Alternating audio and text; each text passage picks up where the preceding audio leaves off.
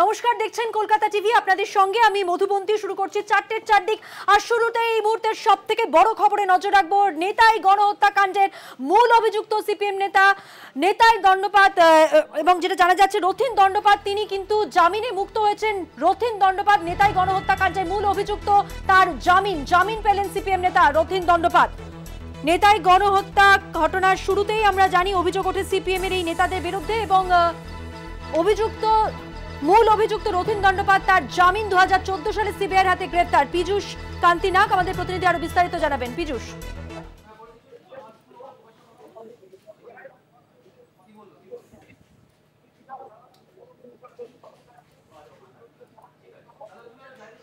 রথীন দণ্ডপাত জামিনে মুক্ত, আমরা কথা বলবো বিস্তারিত। আমাদের সঙ্গে রয়েছেন আমাদের প্রতিনিধি পীযূষ কান্তি নাগ। পীযূষ, এই মুহূর্তের বড় খবর, নেতাই কাণ্ডে রথীন দণ্ডপাতের জামিন। চাঞ্চল্যকর সেই ঘটনা ঘটেছিল 2011 সালের 7ই জানুয়ারি। নেতাই দণ্ডপাতের বাড়ি থেকে সিপিএম এর সশস্ত্র বাহিনীর বিরুদ্ধে গ্রামবাসীদের উপর নির্বিচারে গুলি চালানোর অভিযোগ উঠেছিল, এবং এই ঘটনায় প্রাণ যায় 9 জনের 28 জন আহত হন। এই গণহত্যাকাণ্ডে মূল অভিযুক্ত রথীন দণ্ডপাত তিনি জামিন পেলেন। সিপিএম নেতা রথীন দণ্ডপাত জামিন পেলেন। নেতাই গণহত্যাকাণ্ডের অন্যতম অভিযুক্ত রথীন জামিনে মুক্ত। কথা বলবো সরাসরি, আমাদের সঙ্গে রয়েছেন আমাদের প্রতিনিধি পীযূষ কান্তি নাগ। পীযূষ কান্তি,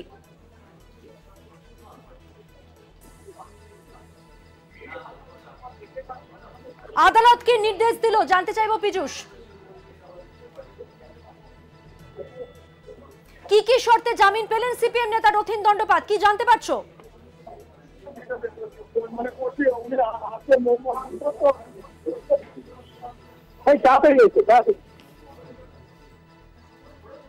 যেমনটা জানাচ্ছিলাম, চাঞ্চল্যকর যে ঘটনার কথা বলছি, নেতাই গণহত্যাকাণ্ড যেটা ঘটেছিল 2011 সালের 7ই জানুয়ারি লালগড়ের নেতাই গ্রাম, যেখানে রথীন দণ্ডপাতের বাড়ি থেকে সিপিএম এর সশস্ত্র বাহিনীর বিরুদ্ধে গ্রামবাসীদের উপর নির্বিচারে গুলি চালানোর অভিযোগ ওঠে। টেলিফোনে আবারও যোগাযোগ করতে পেরেছি আমাদের প্রতিনিধি পীযূষ কান্তি নাগের সঙ্গে। পীযূষ, আদালতের নির্দেশ সম্পর্কে জানতে চাইবো। জামিন পেলেন নেতাই গণহত্যাকাণ্ডের অন্যতম অভিযুক্ত রথীন দণ্ডপাত। তার জামিনের আবেদন মঞ্জুর করলেন বিচারপতি জয়মাল্য বাগচি ও পার্থসারথী সেনের ডিভিশন বেঞ্চ। মূলত 2014 সালে সিবিআইয়ের হাতে গ্রেফতার হন রথীন। নেতাই কাণ্ডের সময় তার বাড়ির ছাদ থেকেই গুলি চলেছিল, এমনটাই অভিযোগ ওঠে। সম্প্রতি কলকাতা হাইকোর্টে জামিনের আবেদন জানালে বিচারপতি জয়মাল্য বাগচি জামিন দিতে গিয়ে মন্তব্য করেন যে ইতিমধ্যে প্রয়োজনীয় নথি বাজেয়াপ্ত হয়েছে এবং সাক্ষ্য গ্রহণ প্রক্রিয়া অর্থাৎ সাক্ষীদের যে বয়ান সেই রেকর্ডও অনেকটাই এগিয়ে গেছে। সুতরাং এমত অবস্থায় তাকে আর হেফাজতে রেখে রাখার কোনো প্রয়োজন আছে বলে কলকাতা হাইকোর্ট মনে করছে না। এই কারণেই তার জামিন মঞ্জুর করা হয়েছে। মধুবন্তী, ধন্যবাদ পীযূষ। কথা বললাম আমাদের নাগের সঙ্গে।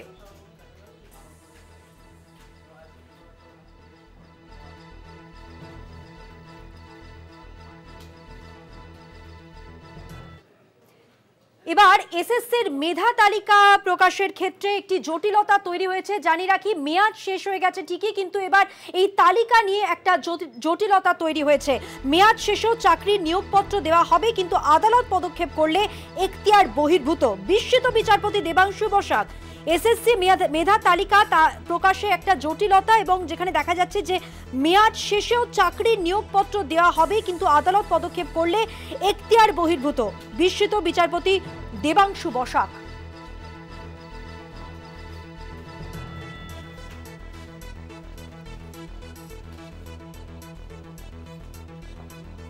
এসএসসি মেধা তালিকা প্রকাশে জটিলতা।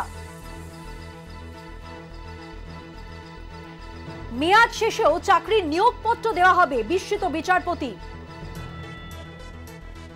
বিচারপতি দেবাংশু বসাক বিস্মিত, আদালত পদক্ষেপ করলে এখতিয়ার বহির্ভূত।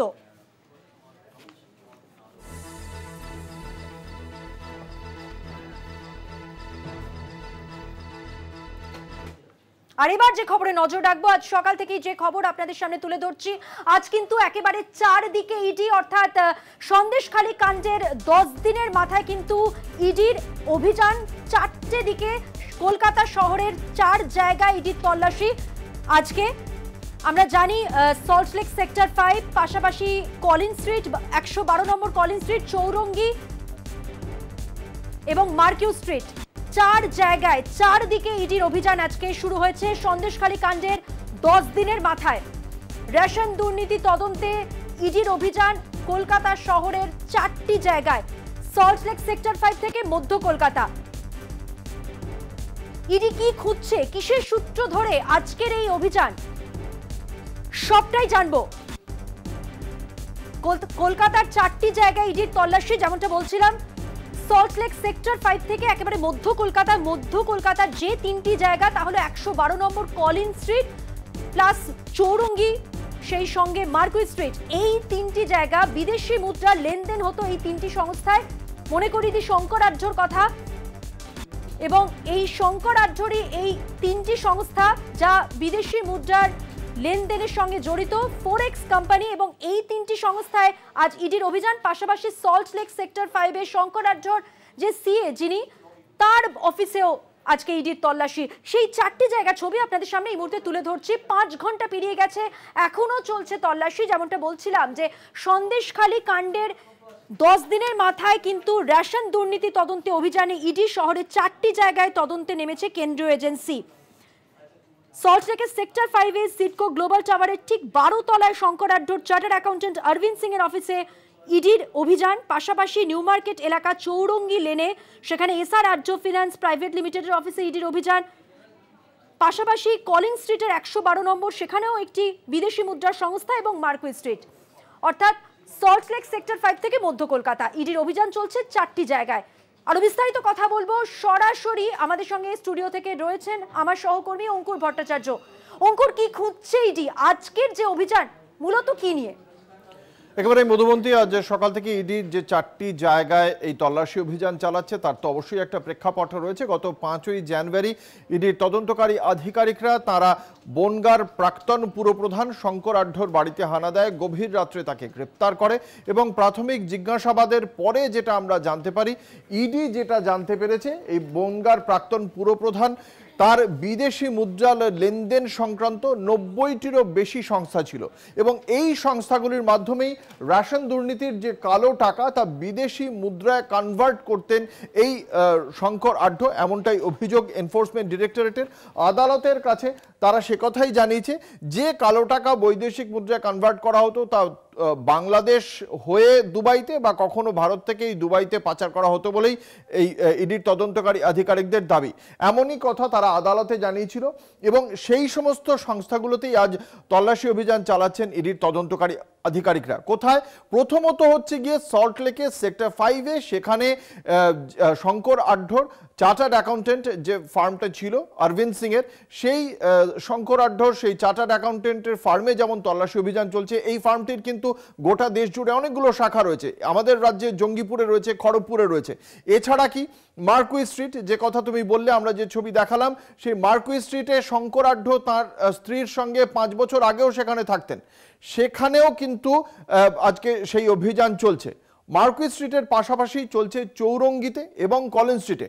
চৌরঙ্গিতে অফিস রয়েছে যে ফোরেক্স কোম্পানি, এসআর ফোরেক্স অর্থাৎ ফরেন এক্সচেঞ্জের যে কোম্পানি, সেটা চৌরঙ্গিতে রয়েছে, সেখানে অভিযান চলছে।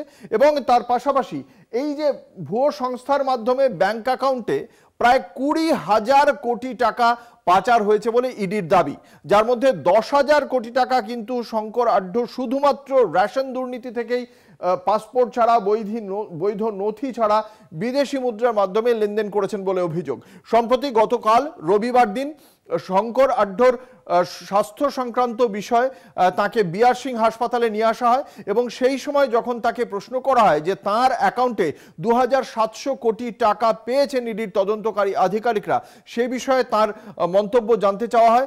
সেক্ষেত্রে শঙ্কর আঢ্য খুব স্পষ্টভাবেই জানিয়েছেন এই যে 2,700 কোটি টাকা তার অ্যাকাউন্টে পাওয়া গিয়েছে, এটি তার ব্যবসা সংক্রান্ত বিষয় এবং এই ধরনের লেনদেন তাদের হয়েই থাকতো বলে তার দাবি। তবে একই সঙ্গে তিনি জানিয়েছেন এর সঙ্গে তার দলের কোনো যোগাযোগ নেই এবং যে টাকা সেই টাকা সরাসরি অথবা বাংলাদেশ হয়ে দুবাইতে পাচার হতো বলেই শঙ্কর আঢ্যর এই ঘটনায় তদন্তকারী আধিকারিকরা জানাচ্ছেন। ভুয়ো সংস্থার মাধ্যমে মোট প্রায় 20,000 কোটি টাকা এভাবেই বৈদেশিক মুদ্রা লেনদেন হয়েছে বলেই ইডির তদন্তকারী আধিকারিকদের দাবি। এবং এই কারণে এই যে কলিন স্ট্রিটের অফিসটি শঙ্কর আঢ্যর ভাইয়ের স্ত্রী যে অফিসটির দায়িত্বে ছিলেন সেই অফিসেও কিন্তু আজকে ইডির তদন্তকারী আধিকারিকরা যাচ্ছেন। ফলে এখান থেকে আরও বেশি তথ্য বের করার জন্যই সেখানে আজকে ইডির এই তদন্ত অভিযান। আমরা এই বিষয়ে আরও বিশদে জানবো। আমাদের সঙ্গে রয়েছেন আমাদের প্রতিনিধিরা, তারা রয়েছেন এই যে সমস্ত জায়গায় আজকে অভিযান চলছে সেখানে। আমরা এই মুহূর্তে সরাসরি চলে যাব। আমাদের সঙ্গে রয়েছেন রিয়া মাঝি এবং সত্যসুন্দর ভট্টাচার্য। সত্যসুন্দর রয়েছেন এই মুহূর্তে চৌরঙ্গিতে। আমি রিয়ার কাছে চলে যাব মার্কুইস অ্যাপার্টমেন্টে যেখানে রয়েছেন রিয়া মাঝি। রিয়া, প্রথমে যেটা তোমার কাছে জানতে চাইবো যে এই মার্কুইস স্ট্রিটে আজকে দীর্ঘক্ষণ ধরে চলছে এই যে তদন্ত অভিযানটা, সেই অভিযানটায় এখনো পর্যন্ত ঠিক কি কি তথ্যের ভিত্তিতে এখানে চলছে অভিযানটা, কি জানতে পারছো?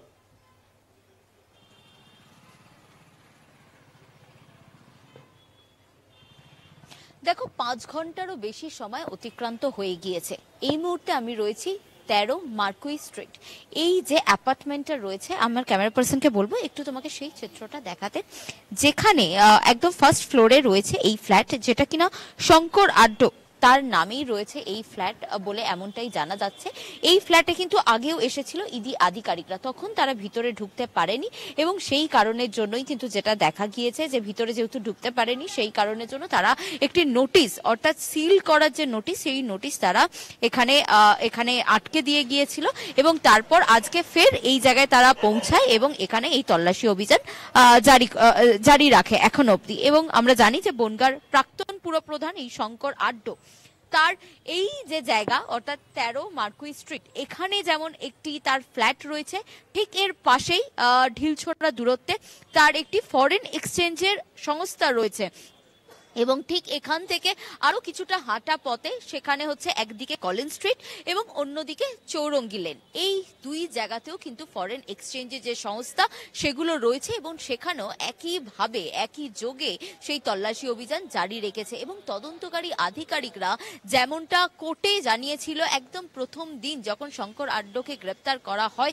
তারপরেই তারা জানিয়েছিল যে এই যে সংস্থাগুলো রয়েছে, যেটা 90টারও বেশি সংস্থা রয়েছে শঙ্কর আঢ্য এবং তার পরিবারের যারা রয়েছে তাদের নামে, এবং এই সংস্থাগুলো দিয়েই কিন্তু মূলত কালো টাকাকে সাদা করা হয় এবং বৈদ্যুতিক মুদ্রায় সেগুলো ফরেন মানিতে কনভার্ট করা হয় বলে এমনটাও কিন্তু কোর্টে দাঁড়িয়ে তারা বলেন। এবং বলা হয় যে সেইগুলো ফরেন মানিতে কনভার্ট করার পর সেগুলো দুবাইতে পাঠানো হয় বলে এমনটাও কিন্তু জানানো হয় কোর্টকে ইডির তরফ থেকে। এবং সেই কারণেই তারা বলে যে আরো তদন্তের প্রয়োজন রয়েছে এবং ইতিমধ্যেই যেটা ইডি সূত্রে খবর যে তারা একটি লিস্ট তৈরি করেছে এবং সেই লিস্টে 90টারও বেশি যে সংস্থার নাম রয়েছে সেই সমস্ত সংস্থাকে ধরে ধরে তারা সেই জায়গায় পৌঁছাচ্ছেন এবং সেখানে তারা একদম বলা চলে যে চিরুনি তল্লাশি করছেন, কারণ সেখান থেকে কিন্তু বেশ কিছু গুরুত্বপূর্ণ তথ্য যেটা কিনা তাদের এই রেশন বন্টন দুর্নীতিতে কাজে লাগবে বলে মনে করছে। এবং সেই কারণের জন্যই কিন্তু এই লাগাতার তল্লাশি অভিযান, একদিকে যেমন তার শঙ্কর আঢ্য বা তার পরিবারের, কারণ আমরা দেখেছি এর আগেই তার মাকে, তার বৌদিকে ডাকা হয়েছিল সেখানে এবং তাদেরকে জিজ্ঞাসাবাদ করা হয়েছে। এই সমস্ত তথ্য একত্র করে তারা কিন্তু বিভিন্ন জায়গায় পৌঁছে যাচ্ছে এবং সেখানে দীর্ঘক্ষণ ধরে চিরুনি তল্লাশি চালাচ্ছে ইডি। একেবারে রিয়া, তুমি আমাদের সঙ্গে থাকো। চলে যাব চৌরঙ্গিতে রয়েছেন আমাদের অপর প্রতিনিধি সত্যসুন্দর ভট্টাচার্য। সত্যসুন্দর, তোমার কাছে আজকের এই তল্লাশি অভিযান সংক্রান্ত সর্বশেষ কি আপডেট রয়েছে, কি তথ্য পাচ্ছ?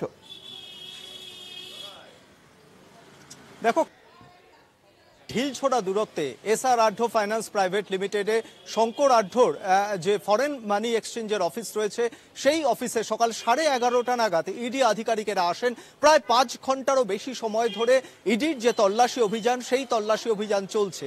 যেটা জানা যাচ্ছে সূত্র মারফতে যে এই SR Adhya finance private limited যেদিন শঙ্কর আঢ্য গ্রেফতার হন অর্থাৎ গত 5ই জানুয়ারি, তারপরেই কিন্তু তার যে বিভিন্ন জায়গায় যে প্রায় 90টিরও বেশি যে ফরেন মানি এক্সচেঞ্জের যে অফিস রয়েছে সেই অফিসগুলি সম্পর্কে তথ্য জানতে পারেন কেন্দ্রীয় এজেন্সি ইডি, এবং সেই ইডির কিন্তু তারপরেই 5ই জানুয়ারি কিন্তু এই চৌরঙ্গি লেনের যে ফরেন মানি এক্সচেঞ্জের যে অফিস রয়েছে সেই অফিসটিকে সিল করে দেওয়া হয়। তারপরে আজকে সকালে ইডি আধিকারিকেরা এসেছেন এবং ইডি আধিকারিকেরা সেই সিল খুলে তারা এর ভেতরে গিয়ে যে সমস্ত সূত্র তারা পেয়েছেন, অর্থাৎ প্রায় যেটা অভিযোগ যে প্রায় 20,000 কোটিরও বেশি টাকা, সেই টাকা কিন্তু কখনো বাংলাদেশ ঘুরে বা কখনো সরাসরি কলকাতা থেকে দুবাইতে পাচার করা হয়েছিল রেশন বন্টন দুর্নীতির ক্ষেত্রে।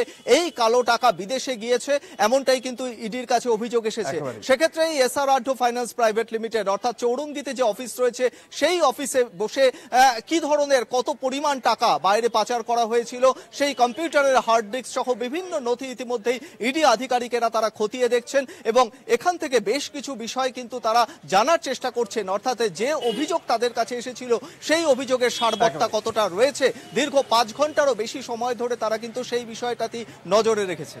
একেবারেই সত্য, তুমি আমাদের সঙ্গে থাকো। আমাদের সঙ্গে রয়েছেন আমাদের অপর প্রতিনিধি সুমন শিকদার। আমরা সুমনের কাছেও জানবো এই বিষয়ে। আমরা একটা ছোট্ট বিজ্ঞাপনী বিরতির পর আবারও ফিরে আসছি, সঙ্গে থাকুন।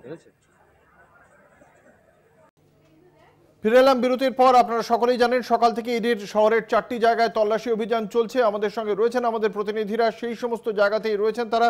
এই মুহূর্তে আমরা চলে যাব সুমন শিকদারের কাছে। সুমন রয়েছেন এই মুহূর্তে সল্ট লেকে, যেখানে অরবিন্দ সিং এর যে চার্টার্ড অ্যাকাউন্টেন্সি ফার্ম সেখানে তল্লাশি অভিযান চালাচ্ছেন ইডির তদন্তকারী আধিকারিকরা। তারপরে যাব আমরা কলিন স্ট্রিটে, সেখানেও একটি বাড়িতে তল্লাশি অভিযান চলছে। প্রথমে আসবো সুমনের কাছে। সুমন, কতক্ষণ ধরে এখানে তল্লাশি চলছে? সর্বশেষ আপডেট কি রয়েছে তোমার কাছে?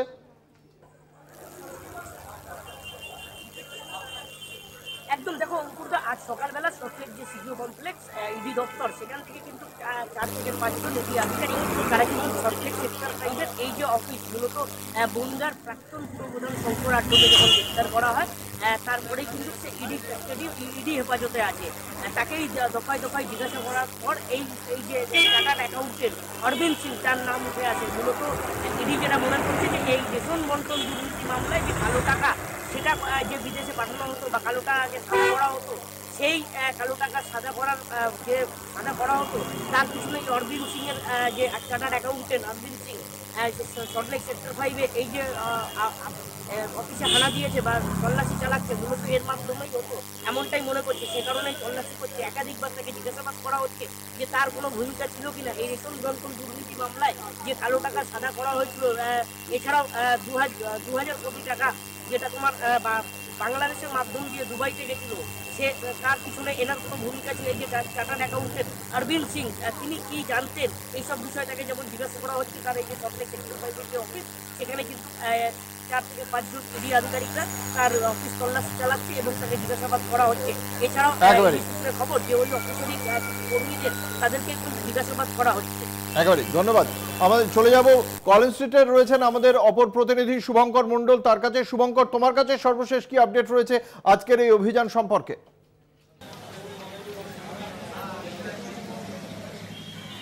দেখো, এখনো পর্যন্ত যে অভিযান ইডি শুরু করেছিল আজ প্রায় 12টা, বলা যেতে পারে 11:30 থেকে 12টা নাগাদ তারা এখানে এসে পৌঁছান এবং এখন প্রায় 4-4.5 ঘন্টা অতিক্রান্ত হয়ে গিয়েছে এবং সেই যে রেড বা হানা সেটি এখনও চলছে। তোমায় জানিয়ে রাখি, শঙ্কর আঢ্য তার যে 90টি কোম্পানির কথা বলা হচ্ছিল, বিশেষ করে মানি এক্সচেঞ্জ কোম্পানি, তার মধ্যে একটি কিন্তু এই ত্রিনয়নী মানি এক্সচেঞ্জ বা বলা যায় ফরেন কারেন্সি এক্সচেঞ্জ যে কোম্পানি সেটি, এবং সেখানে সকাল থেকে ইডির যে হানা সেটি চলছে। এবং তোমায় জানিয়ে রাখি, কয়েকদিন আগে কিন্তু ইডি আধিকারিকেরা এখানে এসে এই কোম্পানিটিকে সিজ করে বা বলা যেতে পারে এই জায়গাটিকে সিল করে দিয়ে চলে গিয়েছিল। তারপরে এখানে এসে আজ তারা তল্লাশি অভিযান শুরু করে। বিশেষ করে মনে করা হচ্ছে যে শঙ্কর আঢ্যর যে অর্থ বিদেশে গিয়েছে, বিশেষ করে তার হাত ঘুরে প্রায় বলা যেতে পারে 20,000 কোটি টাকারও বেশি।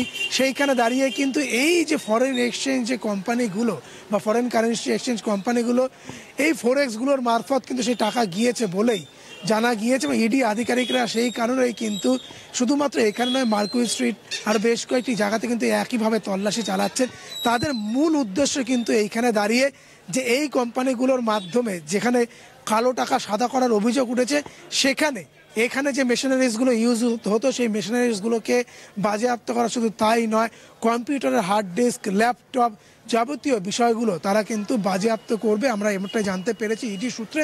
এবং ভেতরে কিন্তু সেই তল্লাশি এখনও পর্যন্ত জারি রয়েছে। কিছুক্ষণ আগে খাবার ঢুকেছে, অর্থাৎ লেন্দি প্রসেস ইডির এই যে রেড, সেইখানে দাঁড়িয়ে ভেতরে যেরকমভাবে রয়েছে সিআরপিএফের যারা জওয়ান, তারা মাথায় লোহার টুপি, হাতে একেবারে সিনথেটিক শিল্ড সহ একইভাবে কিন্তু বাইরেও স্থানীয় পুলিশের কিন্তু একেবারে যে গ্রুপ তারা এখানে রয়েছে। কেননা সন্দেশখালীতে যে তিক্ত অভিজ্ঞতার সম্মুখীন হতে হয়েছিল তার থেকে শিক্ষা নিয়ে কিন্তু বাড়তি নিরাপত্তা বেষ্টনী তৈরি করা হয়েছে, ব্যবস্থা করা হয়েছে। তবে এখনো পর্যন্ত কিন্তু যে রেড শুরু হয়েছিল 11:30 থেকে 12টা মধ্যে, সেটি এখনো পর্যন্ত কিন্তু ঘটমান এবং চলছে সে রেড এখনো। একেবারে ধন্যবাদ শুভঙ্কর। আমাদের সঙ্গে থেকে ছিলেন আমাদের 4 প্রতিনিধি। এই 4 জন ছিলেন কলেজ স্ট্রিট থেকে ছিলেন শুভঙ্কর মণ্ডল, চৌরঙ্গি থেকে ছিলেন সত্যসুন্দর ভট্টাচার্য, ছিলেন সল্টলেক থেকে সুমন শিকদার এবং মার্কুই স্ট্রিট থেকে রিয়া মাঝি। তোমাদের সকলকেই ধন্যবাদ। আমি আবারও ফিরে যাব ডেস্কে, রয়েছেন মধুবন্তী। ধন্যবাদ অঙ্কুর। কথা বললাম আমার সহকর্মী অঙ্কুর ভট্টাচার্যের সঙ্গে। 4টের 4 দিকে সময় হয়ে গেছে একটা বিরতি নেওয়ার। বিরতির পর ফিরছে, আরো খবর নিয়ে সঙ্গে থাকবেন। ফিরলাম বিরতির পর। এবার যে খবরে নজর রাখবো, সন্দেশখালী মামলায় হাইকোর্টের ক্ষোভের মুখে পুলিশ এবং আজকে বিচারপতি তিনি কিন্তু কয়েকটি প্রশ্ন তুলেছেন, যেখানে কিন্তু একেবারে পুলিশের ভূমিকা নিয়ে প্রশ্ন উঠছে। আমরা আরো বিস্তারিত জানবো। আমাদের সঙ্গে নিউজ রুম থেকে রয়েছেন আমাদের প্রতিনিধি পীযূষ কান্তি নাগ। পীযূষ কান্তি, আদালতে ভর্ৎসনার মুখে পুলিশ এবং বিচারপতি যে প্রশ্নগুলো করেছেন সেখানে তিনি 307 ধারা কেন যুক্ত করা হয়নি এই প্রশ্ন তুলেছেন। পুলিশের ভূমিকা নিয়ে বলা যেতে পারে, কারণ তিনি কেস ডায়েরি কেন আনা হয়নি সেই নিয়ে প্রশ্ন তুলে পুলিশ কি করেছে সেই কেস ডায়েরিতেই প্রমাণ হবে, বোঝা সম্ভব। তাই সেই ক্ষেত্রেও যদি প্রশ্ন তোলেন তাহলে সব মিলিয়ে যেটা বোঝা যাচ্ছে তিনি পুলিশের ভূমিকা নিয়ে প্রশ্ন তুলছেন, তাই তো? একদমই তাই। সন্দেশখালীর ঘটনায় পুলিশের তরফ থেকে কোনো কেস ডায়েরি আজকে আদালতের কাছে পেশ করা হয়নি। যখনই কেস ডায়েরি বিচারপতি জয় সেনগুপ্ত চান তখনই দেখা যায় যে কেস ডায়েরি আদালতে হাজির হয়নি। এরপরেই বিচারপতি রুষ্ট হন এবং তিনি পরিষ্কার জানান যে কেস ডায়েরি না দেখে তিনি এই মামলার রায়দান করবেন কি করে। সেই সময় হঠাৎ দেখা যায় যে রাজ্যের অ্যাডভোকেট জেনারেলের কাছে তিনি যখন প্রশ্ন করেন যে কেন কেস ডায়েরি হাজির হয়নি, তো হঠাৎই দেখা যায় যে শেখ শাহজাহানের আইনজীবী হঠাৎই বিচারপতির দৃষ্টি আকর্ষণ করে বলেন যে এই মামলায় তিনি অংশগ্রহণ করতে চান, অর্থাৎ সংযুক্ত হতে চান। বিচারপতিকে তখনই তার উদ্দেশ্যে বলেন যে আপনি অ্যাডভোকেট জেনারেলের যেখানে আদালত প্রশ্ন করছে সেখানে আপনি তাকে বাধা দান করে আপনি আপনার বক্তব্য রাখতে চাইছেন। কেন আপনার ক্লায়েন্ট এখনো পর্যন্ত স্যারেন্ডার হচ্ছে না, কেন তাকে স্যারেন্ডার করা হচ্ছে না এবং স্যারেন্ডার করে তিনি কেন তদন্তের সামনে আসছেন না, এমনটাই প্রশ্ন রাখা হয় শেখ শাহজাহানের আইনজীবীর কাছে। আইনজ্ঞ মহলের মতে যে এই যে শেখ শাহজাহান এখনো পর্যন্ত তিনি যে অ্যাবসকন্ডেন্ট হয়ে রয়েছেন, সেখানে তিনি যখনই একজন আইনজীবীকে দাঁড় করিয়ে দিলেন সেখানে কিন্তু তিনি আইনের বেড়াজালে আটকে গেলেন বলে মনে করছেন আইনজীবী মহল।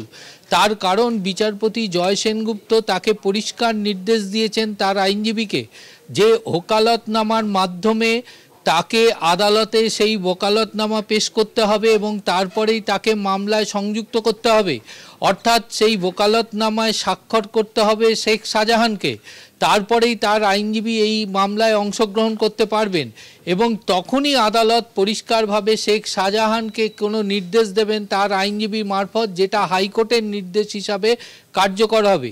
ইতিমধ্যে রাজ্যের অ্যাডভোকেট জেনারেলের কাছে প্রশ্ন রাখেন যে এই মামলায় দেখা যাচ্ছে যে 307 ধারা প্রয়োগ করা হয়নি। তার কারণ হিসাবে রাজ্যের অ্যাডভোকেট জেনারেল জানান যেহেতু এনফোর্সমেন্ট ডাইরেক্টরেট যে এফআইআর লজ করেছে সেই এফআইআরে ধাক্কা দেওয়ার সব কথা উল্লেখ রয়েছে, ফলে সেখানে তারা তাদের বিরুদ্ধে 307 ধারায় যে অভিযোগ আনা হয় সেই যথেষ্ট অভিযোগ কিন্তু এফআইআরে উল্লেখ নেই, তাই তারা 307 ধারা প্রয়োগ করতে পারছেন না। অপরদিকে এনফোর্সমেন্ট ডাইরেক্টরেটের তরফ থেকে সিবিআই তদন্তের দাবি জানানো হয়, কারণ তারা বলেন যে এই শেখ শাহজাহানকে তারা যখন রেডে যান বা তাকে ইন্ট্রোগেট করতে যান তিনি কিন্তু ওই ঘটনাস্থলেই ছিলেন এবং বাড়িতেই ছিলেন, এবং এই যে ঘটনা ঘটেছে সেই ঘটনার প্রেক্ষিতে তাদের পক্ষে তার বাড়ি রেড করা সম্ভব হয়নি। এখানেই বিচারপতি প্রশ্ন করেন পুলিশের উদ্দেশ্যে যে এই ঘটনা ঘটে যাবার পর সন্দেশখালিতে যে শেখ শাহজাহানের বাড়িতে সেখানে পুলিশ গেছিল কিনা বা তাকে জিজ্ঞাসাবাদ করা হয়েছে কিনা, তার কোনো সদুত্তর কিন্তু রাজ্যের অ্যাডভোকেট জেনারেল দিতে পারেননি। ফলে আদালত নির্দেশ দিয়েছে যে আগামীকাল কেস ডায়েরি হাজির করতে হবে এবং শেখ শাহজাহানের যে আইনজীবী তিনি যদি মামলায় সংযুক্ত হতে চান তাহলে তাকে ওকালতনামার মাধ্যমে আদালতের কাছে পেশ করতে হবে এবং তবেই আদালত সেই সংযুক্ত হবার বিষয়টি বিবেচনা করবে। পাশাপাশি এই কেস ডায়েরি দেখার পরই আদালত তার পরবর্তী সিদ্ধান্ত গ্রহণ করবে। মধুবন্তী, অনেক ধন্যবাদ কথা বলার জন্য।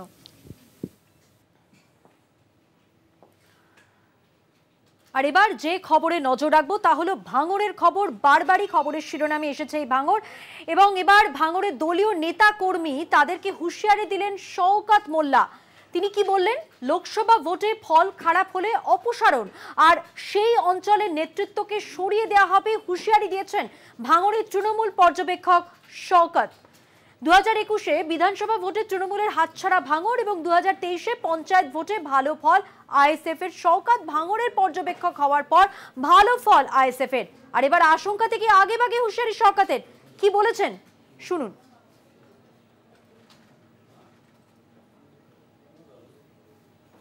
তাদেরকে আমরা সে প্রধান হোক আর অঞ্চল সভাপতি হোক আমরা তাদেরকে সরিয়ে দেবো। আপনি এও বলেছেন যদি কোনো পঞ্চায়েত মেম্বার দুর্নীতির সাথে যুক্ত থাকে, কোনো কোলাবাজির সাথে, তাকেও বাদ দেওয়া হবে। একদম দুর্নীতির সঙ্গে কোনো কম্প্রোমাইজ নয়।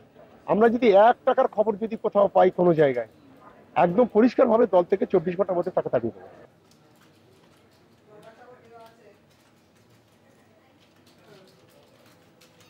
সরাসরি রয়েছেন আমাদের প্রতিনিধি জাহাঙ্গীর হোসেন। জাহাঙ্গীর, আমরা শুনলাম শওকত মোল্লা কিভাবে ভোট নিয়ে দলের কর্মীদের হুঁশিয়ারি দিয়েছেন, এবং তিনি যেটা বললেন আমরা শুনলাম যে একেবারে যদি কোনো কাজ না করেন তাদের কিন্তু সরিয়ে দেওয়ারও একটা হুঁশিয়ারি দিয়েছেন শওকত মোল্লা।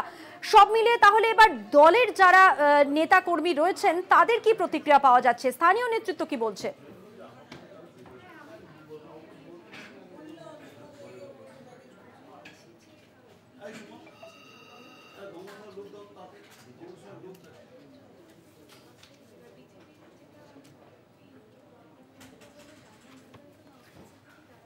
জাহাঙ্গীর, তুমি আমার কথা শুনতে পাচ্ছ? কথা বলবো, আমাদের সঙ্গে সরাসরি রয়েছেন আমাদের প্রতিনিধি জাহাঙ্গীর হোসেন। জাহাঙ্গীর,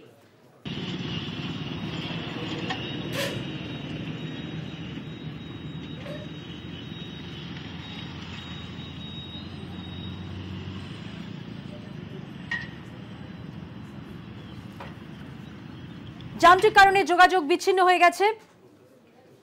যেমনটা আপনাদের জানাচ্ছিলাম যে তৃণমূল নেতা কর্মীদের বিধায়কের হুঁশিয়ারি, এবং বারবার আমরা দেখতে পাচ্ছি সেই সঙ্গে ভাঙড়ের পরিস্থিতি যেখানে রাজনৈতিক সংঘর্ষ থামতেই চাইছে না। আইএসএফ তৃণমূল সংঘর্ষ বারবারই আমরা দেখতে পাচ্ছি। জমির দখল পেতে বারবার উত্তপ্ত হয়েছে ভাঙড়। প্রশ্ন উঠছে সংগঠন নিয়েও, এবং এরপর তৃণমূল বিধায়ক শওকত মোল্লা তিনি কিন্তু একেবারে নেতা কর্মীদের হুঁশিয়ারি দিলেন।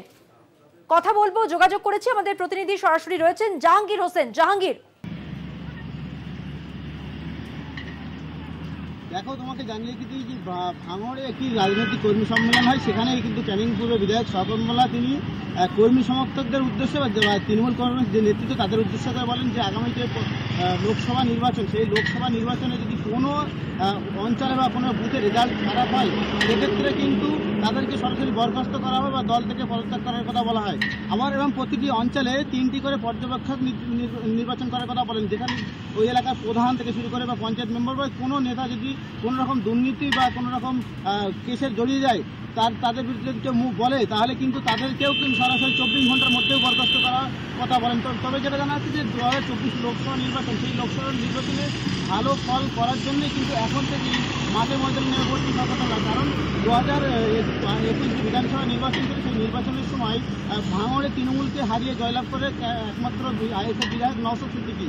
এবারে সেই ভাঙড়ের যে নওশাদ সিদ্দিকীর দাপট দিনের পর দিন দেয়ারে বাড়ছিল সেটাকে কমিয়ে এবারে কিন্তু পঞ্চায়েত যে লোকসভা নির্বাচন, সেই লোকসভা নির্বাচনে কিন্তু তৃণমূল কংগ্রেস ক্ষমতায় আসার জন্য কিন্তু এখন থেকেই নেমে পড়ছে শওকত মোল্লা। জাহাঙ্গীর, তুমি আমাদের সঙ্গে থাকো। এ তো গেল দলের নেতা কর্মীদের লোকসভার ভোটে যদি ফল ভালো না হয় তাহলে কড়া পদক্ষেপ দেওয়ার হুঁশিয়ারি। এবার বিচারপতি অভিজিৎ গঙ্গোপাধ্যায়, তার উদ্দেশ্যে তোপ তৃণমূল বিধায়কের। কি বলেছেন তিনি? বিচারপতি গাঙ্গুলি রাজনৈতিক নেতার মতো আচরণ করছেন, কেন বলছেন না? শুভেন্দু সম্পত্তি কিভাবে হলো নিশানা করেছেন ক্যানিং পূর্বের বিধায়ক শওকত মোল্লা। কি বলেছেন শুনুন। বাংলার একজন বিচারপতি আছেন, নামটা অভিজিৎ গঙ্গোপাধ্যায়, সরাসরি পলিটিক্যাল নেতার মতো কথা বলছেন অভিষেক বন্দ্যোপাধ্যায়ের কত সম্পত্তি আছে, এটা হলো কি করে? আমি যদি তোমাকে বলি তুমি কেন বলছো না শুভেন্দু অধিকারী এত গাড়ি, এত বাড়ি, এত টলার, এত টাকা কোথা থেকে হলো, সেই কথাটা তুমি কেন বলছো না? ঘুরে ফিরে অভিষেক বন্দ্যোপাধ্যায়কে কামড় মারছ কেন? একজন বিচারপতির কি এটাই কি করণীয়? কত ধরনের চক্রান্ত করবেন? আবার সরাসরি কথা বলবো আমাদের প্রতিনিধি জাহাঙ্গীর হোসেনের সঙ্গে। জাহাঙ্গীর, ভোটের ফলাফল নিয়ে তো বোঝা গেল কঠোর পদক্ষেপ নেবেন তিনি, এমনটাই হুঁশিয়ারি দিয়েছেন নেতা কর্মীদের দলের। কিন্তু এক্ষেত্রে বিচারপতি অভিজিৎ গঙ্গোপাধ্যায় তার উদ্দেশ্য তোপ দাগলেন। একেবারে যে রাজনৈতিক সম্মেলন থেকে সেখান থেকেই বিচারপতি অভিজিৎ গঙ্গোপাধ্যায় তার সম্পর্কেও তিনি মন্তব্য করেন যে তিনি শুধুমাত্র তৃণমূল কংগ্রেস নেতৃত্ব বা বিশেষ করে অভিষেক বন্দ্যোপাধ্যায়ের সম্পত্তি বা তার প্রসঙ্গে বারবার মুখ খোলেন বা বলেন, কিন্তু যে বিজেপির হেভিওয়েট নেতা যে শুভেন্দু অধিকারী তার বিরুদ্ধে কোনো সময় মুখ খুলতে দেখা যায় না। শওকত মোল্লা তিনি এটাই বলতেন যে শুভেন্দু অধিকারী যে সমস্ত ট্রেলার বা সম্পত্তি হোটেল বিভিন্ন জায়গায় যে আছে হিসাব নিয়ে কোনো সময় বিচারপতি তিনি মুখ খুলেন না। শুধুমাত্র তৃণমূল নেতৃত্বের বা তৃণমূল নেতা বা বিশেষ করে অভিষেক বন্দ্যোপাধ্যায় তিনি বারবার মুখ খোলেন, কিন্তু বিজেপির কোনো নেতার বিরুদ্ধে মুখ খোলেন না। তিনি একরকমের বকলমে তিনি বিজেপির নেতা বলে তাকে এখন যেমনটা ইডি সিবিআই যেমনটা বারবার শাসন করার বিরুদ্ধে বলে, ঠিক তেমনই এক ধরনের বিচার ব্যবস্থা ঠিক তৃণমূল ইডি সিবিআইয়ের মতনই বা বিজেপি নেতাদের মতনই ব্যবহার আচরণ করছে, এমনটাই বললেন শওকত মোল্লা। ধন্যবাদ জাহাঙ্গীর। কথা বললাম আমাদের প্রতিনিধি জাহাঙ্গীর হোসেনের সঙ্গে। আর এখন সময় আরো একটা বিরতির পর থাকছে আরো খবর, সঙ্গে থাকবেন। ফিরে এলাম বিরতির পর। জগদ্দলে গুলি চলল 3 রাউন্ড। টিএমসিপি কর্মীর ওপর গুলি চালানোর ঘটনা, দুষ্কৃতীরা গুলি চালালো 3 রাউন্ড। জগদ্দলে চলল গুলি, ভর দুপুরে গুলি চলল টিএমসিপি কর্মীর ওপর। 3 রাউন্ড গুলি চালানোর অভিযোগ উঠেছে। টিএমসিপি কর্মীর পরিবারের ওপরও গুলি চালানোর অভিযোগ উঠেছে। 3 রাউন্ড গুলি চালিয়েছে দুষ্কৃতীরা, এমনটাই অভিযোগ। ঘটনাস্থলের ছবি আপনাদের সামনে তুলে ধরছি। জগদ্দলের ঘটনা, ভর দুপুরে গুলি চলল টিএমসিপি কর্মীর ওপর গুলি চালানোর অভিযোগ। পরিবারের সদস্যদের ওপরও গুলি চালানোর অভিযোগ। 3 রাউন্ড গুলি চলে জগদ্দলে। দেখতে পাচ্ছেন ঘটনাস্থলের ছবি।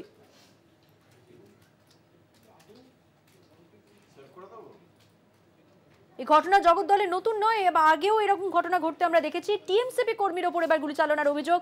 3 রাউন্ড গুলি চলল। শুভজিৎ সিং আমাদের প্রতিনিধি আরো বিস্তারিত জানাবেন। শুভজিৎ, দেখো, আজকে ভাটপাড়া পুরসভার 28 নম্বর ওয়ার্ডে যে তৃণমূল ছাত্র পরিষদের কর্মী তোষ গড়গড়ি আজ ভোর রাতে তাকে তার বাড়ি লক্ষ্য করে পরপর 3 রাউন্ড গুলি চালানোর ঘটনা ঘটে। গুলি চালানোর ঘটনায় স্বাভাবিকভাবে আতঙ্কিত রয়েছে তোষ গড়গড়ির পরিবারের সদস্যরা। তার দাবি, এলাকায় কিন্তু দুষ্কৃতী দৌরাত্ম্য বেড়েছে, তাকে বেশ কিছুদিন ধরেই বেশ কিছু দুষ্কৃতী তাকে ফলো করছিল, তার গতিবিধির উপর নজর রাখা হচ্ছিল এবং তারপরেই আজ ভোর রাতে তাকে তার বাড়ি লক্ষ্য করে পরপর 3 রাউন্ড গুলি লাগে। গুলি চলায় 2টো গুলি তার বাড়ির দরজা এলাকায় এবং একটি গুলি কিন্তু তার বাড়ি ছুঁয়ে বেরিয়ে চলে যায়। স্বাভাবিকভাবে আতঙ্কিত রয়েছে তৃণমূল ছাত্র পরিষদের ওই কর্মীর পরিবারের সদস্যরা।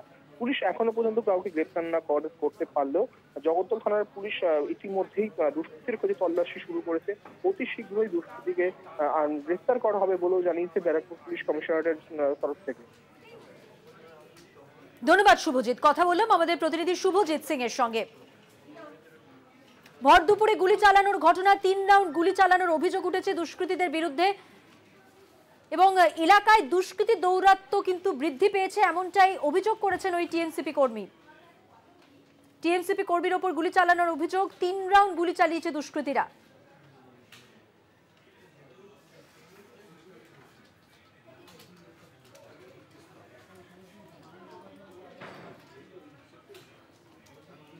চোখ রাখবো পরের খবরে।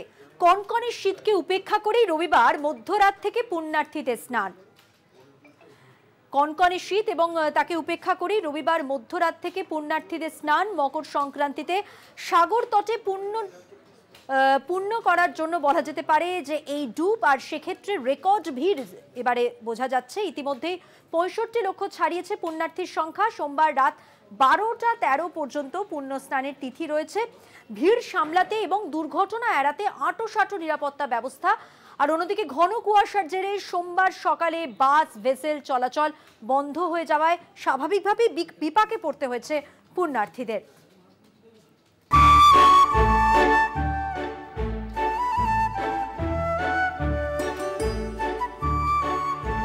রবিবার ঘড়ির কাঁটায় রাত 12টা বেজে 13 মিনিট হতেই সাগর তটে নামতে থাকে পুণ্যার্থীদের ঢল। হাড় কাঁপানো ঠান্ডাকে উপেক্ষা করে মধ্যরাত থেকেই শুরু হয় পুণ্যের ডুব। প্রদীপের আলো, ধূপধুনোর গন্ধ, শঙ্খধ্বনি, উলধ্বনিতে বদলে যায় সাগর পাড়ের রূপ। পুণ্য স্নান সেরে কপিলমুনির দর্শন এবং মন্দিরে পুজো দিতে লম্বা লাইন লাগে পুণ্যার্থীদের। মকর সংক্রান্তির ভোরে ঘন কুয়াশার জেরে ব্যাহত হয় যান চলাচল। দৃশ্যমানতা কম থাকায় বন্ধ করে দেওয়া হয়েছিল ভেসেল পরিষেবা। বন্ধ ছিল বাস চলাচলও। মধ্যরাত থেকে 5-6 ঘন্টা মুড়িগঙ্গা নদীতে বন্ধ ছিল ভেসেল। নামখানা পয়েন্টে বন্ধ ছিল লঞ্চ পরিষেবা। বেশ কিছুক্ষণ বন্ধ ছিল সাগরমেলা থেকে কচুবেরিয়ার মধ্যে বাস পরিষেবা। সোমবার সকাল 7:30টা থেকে লঞ্চ এবং ভেসেল চলাচল শুরু হলেও পরিষেবা স্বাভাবিক হয় সকাল 9টার পর। এদিকে বাস, লঞ্চ এবং ভেসেল পরিষেবা বন্ধ হয়ে যাওয়ায় বিপাকে পড়েন পুণ্যার্থীরা। সরকারিভাবে ইতিমধ্যেই মেলায় পুণ্যার্থীর সংখ্যা প্রায় 65 লক্ষ। সোমবার রাত 12টা 13 মিনিট পর্যন্ত রয়েছে পূর্ণ স্নানের তিথি। তাই প্রশাসনের অনুমান এবছরের সাগর মেলায় পুণ্যার্থীদের ভিড় সর্বকালীন রেকর্ড হতে চলেছে। তাই নিরাপত্তার চাদরে মুড়ে ফেলা হয়েছে সাগর এলাকা। আকাশপথ ও জলপথে নজরদারি। সাগর স্নানে রাজ্যের 3 মন্ত্রী পুলক রায়, শোভনদেব চট্টোপাধ্যায় ও স্নেহাশিস চক্রবর্তী। সোমবার সাগরের 1 নম্বর স্নানঘাটে সাধারণ পুণ্যার্থীদের সঙ্গে মিশে স্নান করেন 3 মন্ত্রী। কলকাতা টিভি।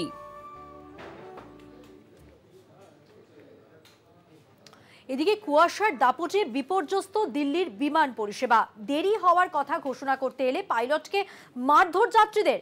দিনভর বিপর্যস্ত 300রও বেশি বিমান পরিষেবা। যাত্রীদের সহযোগিতা করার আর্জি কেন্দ্রীয় মন্ত্রী জ্যোতিরাদিত্য সিন্ধিয়ার।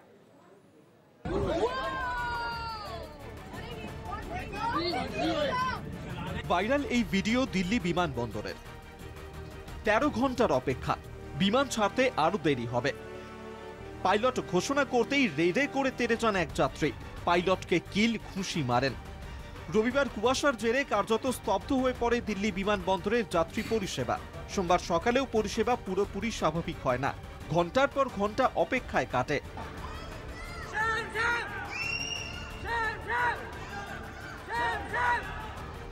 পাইলটকে হেনস্থার ঘটনা অভিযোগ দায়ের করে বিমান কর্তৃপক্ষ। কুয়াশার দাপটে সোমবার সকাল থেকে প্রায় কয়েকশো বিমান হয় দেরি করে ছাড়ে, নয়তো বাতিল হয়, যার জেরে ব্যাহত হয় গোটা দেশের উড়ান পরিষেবা। প্রভাব পড়ে দমদম বিমানবন্দরেও। রাজধানীর গুরুত্বপূর্ণ আন্তর্জাতিক বিমানবন্দরে এমন সমস্যা হওয়ার কারণ কি? ইন্দিরা গান্ধী আন্তর্জাতিক বিমানবন্দরে বিমান ওঠানামার জন্য 4টি রানওয়ে রয়েছে, যার মধ্যে একটি রানওয়েতে CAT-3 প্রযুক্তির সুবিধা রয়েছে, যে প্রযুক্তির সাহায্যে শূন্য দৃশ্যমানতায় বিমান ওঠানামা করতে পারে।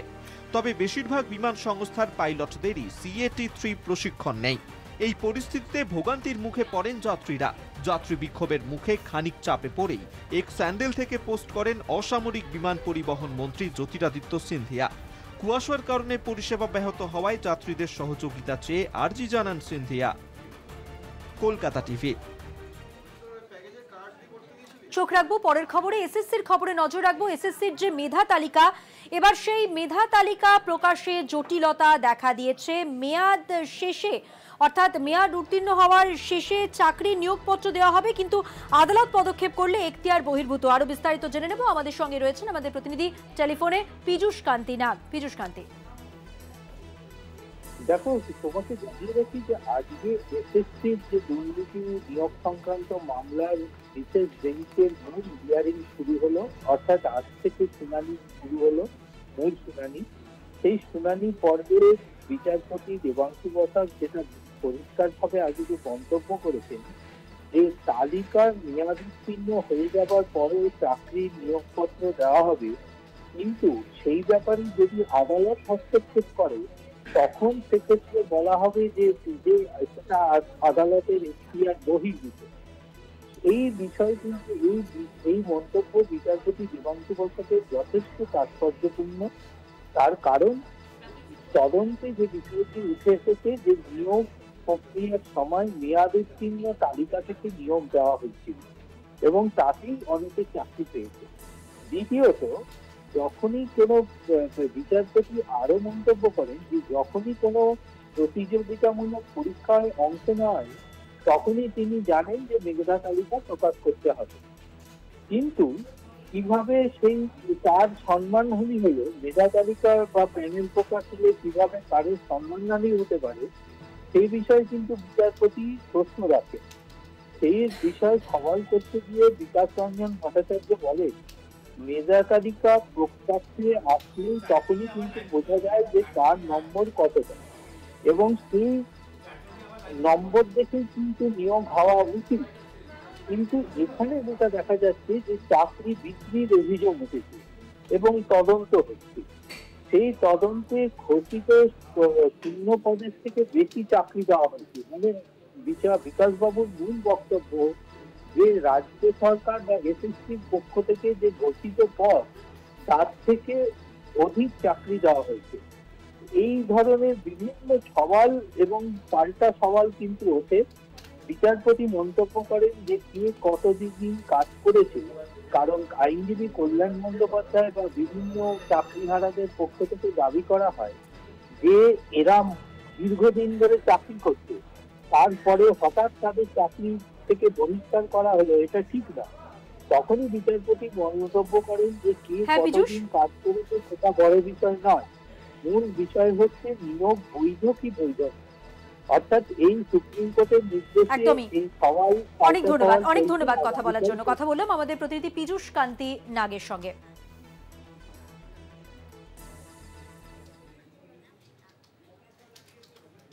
চারটে চারদিক আজকের মতো এ পর্যন্তই। দেখছেন কলকাতা টিভি, রাত দিন 7 দিন।